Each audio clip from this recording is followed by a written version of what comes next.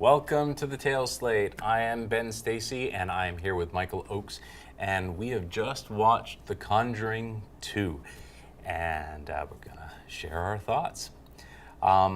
So, right at the top, you had not seen the first Conjuring. No. Which actually doesn't matter. You don't need to have seen the first Conjuring. You get the general idea of what it was. Yeah, so there may be some spoilers in this as we talk about certain things that are important to our review. But first of all, yeah, you don't have to have seen the first Conjuring to understand this one and to enjoy it. I have seen both, and that's where I want to start. Actually, the Conjuring, the first one, was an excellent movie. Really scary. An amazing tone, great acting, just overall an excellent movie. And when they announced that they were going to be doing a Conjuring 2, I thought this could go really badly because you have something that was so good. Often when they try to make a sequel, it's not as good. They try rehashing a lot of the same stuff. The only time that second movies are better than first ones is if you have an origin story as the first one, and then like the second one's like perhaps, yeah. But in this case, it didn't matter at all. No. These are two very different movies. The only thing in common really is the two main characters, Ed and Lorraine Warren, and this is a totally different investigation that they're on. So there's so much that's different that it works on its own as a film. Yeah, and it has enough tied with the first movie the first movie basically gives it justification for them to be going to England to do this. Yeah, exactly. Yeah. So what did you think of this movie though? Since it was the first one of these that you saw. Yeah, I liked it a lot. It was an interesting tie between story and horror, because normally when I go see a horror movie, it's all horror. Like, it's constant, nonstop horror. The first half probably has like a sex scene or something like that to give you that sort of feeling, and then it's just pure horror until the end, and then you don't get you kind of get an ish happy ending, and then it just gets screwed over after that again. Yeah. That's usually how horror movies go. But this one was a good mix between storyline and horror. It had more story in it. It did, and that's where, it's going to get compared to the first Conjuring. Yeah. It's inevitable, and perhaps unfortunate because, like I said, they are two very different movies. I enjoy this kind of horror movie. I enjoy ones that have a lot of good story in it. These are really both ghost stories. Yeah. Not so much the typical horror movie, and the story was just as important as the scares, and it was great. What else?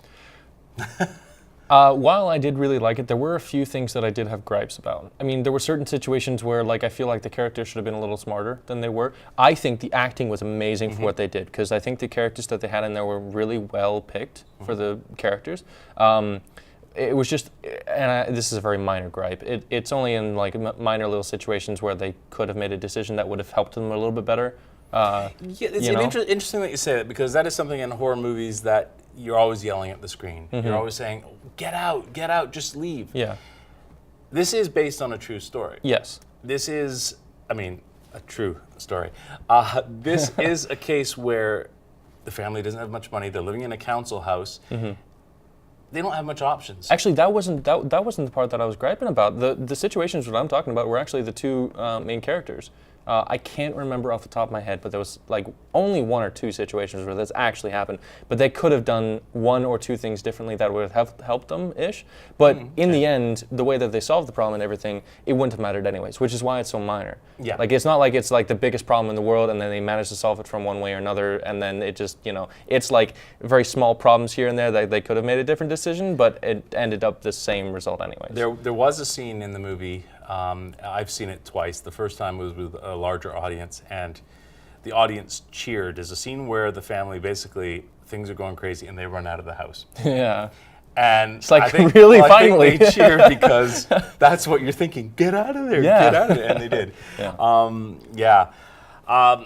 That just a note on that. I actually think that was really impressive as far as storytelling. I mean, it may go back to again the quote unquote inspiration for the movie was the original story, but I think that the way that they did, where the family was moving constantly, that was really smart because the first time that they moved, they all ran into the house, right? Yes. That's what most people want you to do in a horror story. Like they always yell at the screen, like you were saying before, and then afterwards, they started getting like when the girl got possessed.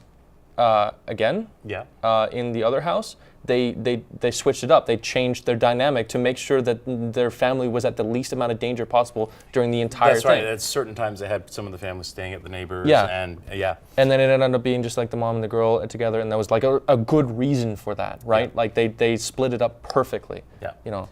I've got to say too, I really like the tone and pacing of both of these movies, The Conjuring and The Conjuring 2.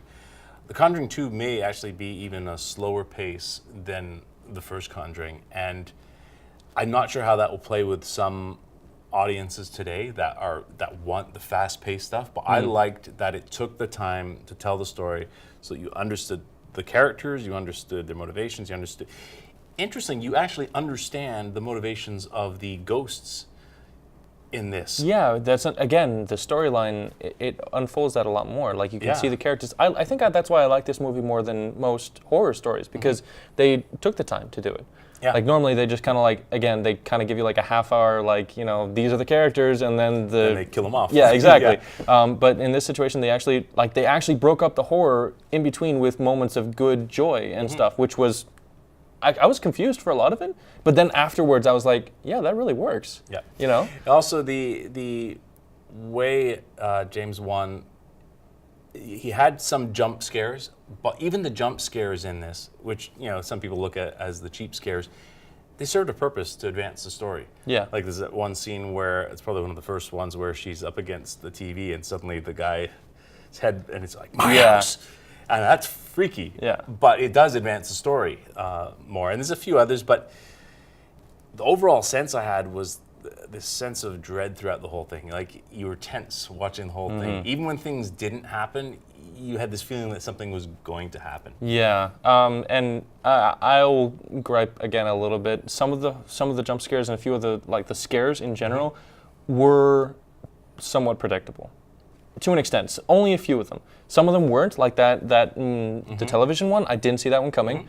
But the ones that actually scared me were the ones I didn't see coming, which is impressive in its own. Like I don't normally go to horrors, but when I do, I'm not usually impressed. Yep. But in this situation, I was. And again, they advanced the story of this like my house sort of thing.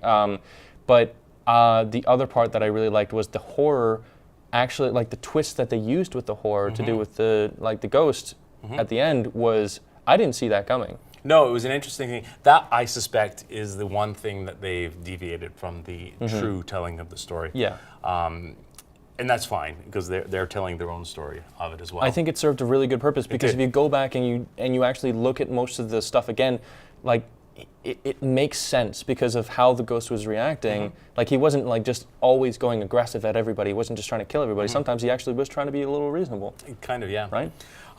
Just to wrap it up, I want to say that if you do see this and you enjoy it, you should check out the British series, The Enfield Haunting. I think it was a 3 or 5 part series about this haunting. It doesn't feature Ed and Lorraine Warren, who apparently did come in and investigate in real life towards the end of the investigation, but it has basically everything that's happened, including the investigator Morris, and so on. And in that, the acting is phenomenal too. The little girl in that, I mean, the little girl in this was amazing too. The girl, they were pretty good at it. But if you get a chance, also watch The Enfield Haunting. Excellent horror series.